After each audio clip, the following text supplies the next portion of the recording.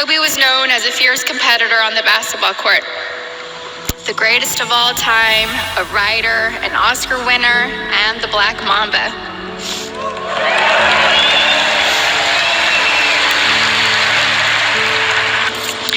I couldn't see him as a celebrity, nor just an incredible basketball player. He was my sweet husband and the beautiful father of our children. He was mine. He was my everything. He was the most amazing husband. Kobe loved me more than I could ever express or put into words. We loved each other with our whole beings, two perfectly imperfect people, making a beautiful family and raising our sweet and amazing girls. He always told the girls how beautiful and smart they are. He taught them how to be brave and how to keep pushing forward when things get tough.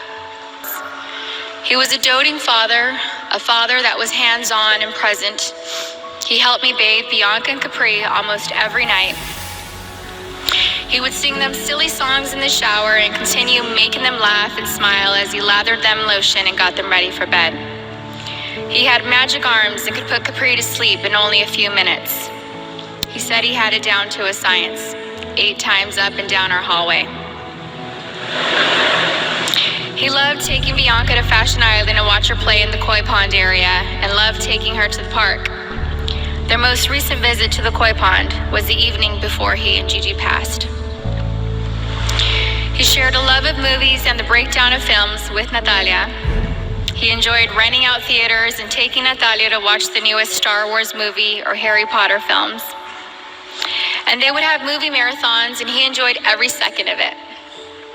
He loved your typical tearjerkers too.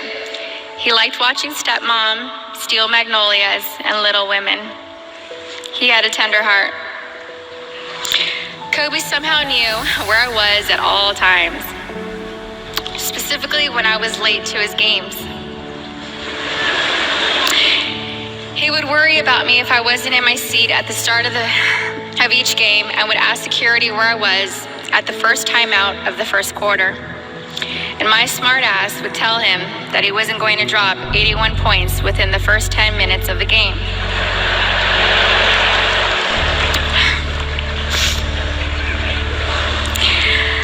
I think anyone with kids understands that sometimes we can't make it out the door on time.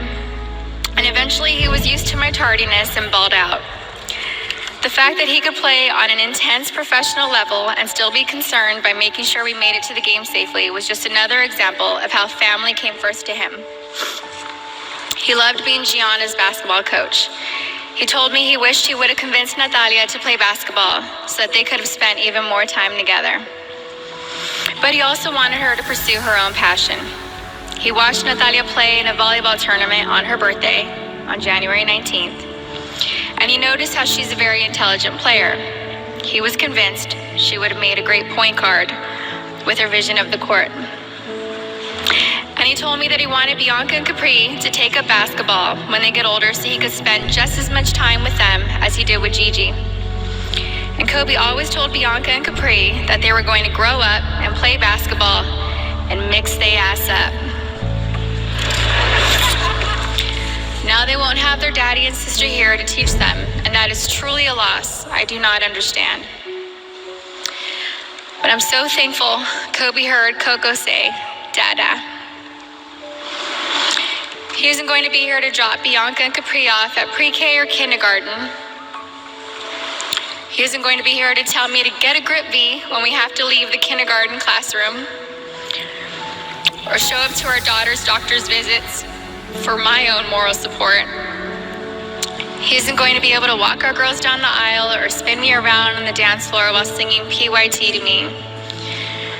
But I want my daughters to know and remember the amazing person, husband, and father he was. The kind of man that wanted to teach the future generations to be better and keep them from making his own mistakes. He always liked working and doing projects to improve kids' lives. He taught us all valuable lessons about life and sports through his NBA career, his books, his show Detail, and his Punies podcast series. And we're so thankful he left those lessons and stories behind for us. He was thoughtful and wrote the best love letters and cards. and Gigi had his wonderful ability to express her feelings into paper and make you feel her love through her words.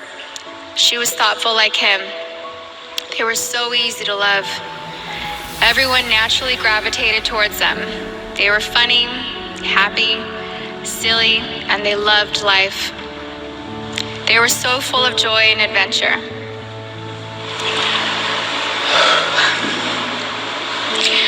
God knew they couldn't be on this earth without each other.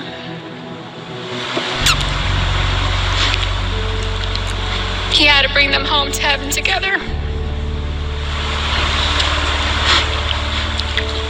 Babe, you take care of our Gigi.